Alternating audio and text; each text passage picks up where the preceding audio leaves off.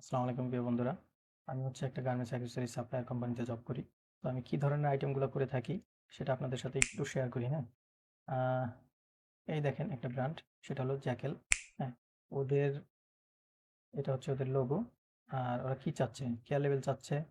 হ্যাঁ, care level measurement দিয়ে দিছে কতটুকু কি হবে।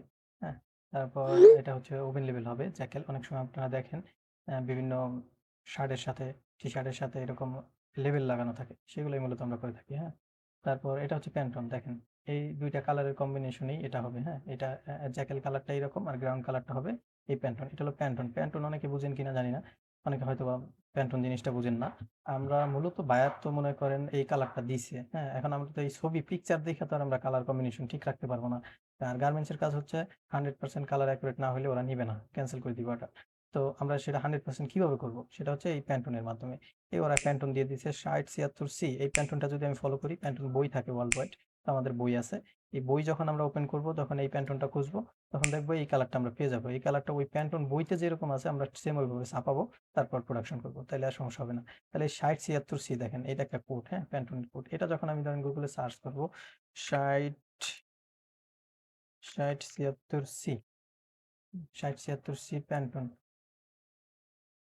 এই প্যান্টন না লেখলেও চলে আসছে, সমস্যা নেই। এই যে 60 76 সি প্যান্টন, এই কালারটা কিন্তু এই কালার। হ্যাঁ, এটা ওয়ার্ল্ড ওয়াইড ভাবে এইভাবেই হয়। হ্যাঁ, তো এটা হলো প্যান্টন। এইভাবে আমরা কালার 100% করবো। তারপর হচ্ছে কি আইটেম আছে, হ্যান্ডটেক।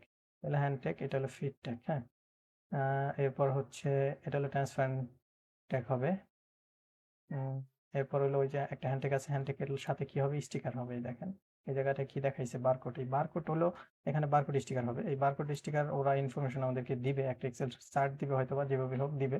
দেওয়ার পরে আমরা ওই চার্ট অনুযায়ী আমরা ওদেরকে আবার লেআউট দিব। দেখেন হ্যান্ডটেক স্টিকারের সাইজ দিয়ে দিছে। হ্যাঁ, 3.5 সেম বাই 3.5 সেম। আর এটা হলো বক্স স্টিকার, এটা আবার বক্সের সাথেও হবে। সেটার জন্য আবার একটা মেজারমেন্ট দিয়ে দিছে, 4.5 সেম বাই 4 সেম, এই সাইজের হবে স্টিকার। এরপর বক্স সাইজ স্টিকারও আছে, সাইজ ওয়াইজ হবে এরকম। এগুলো হলো স্টিকার।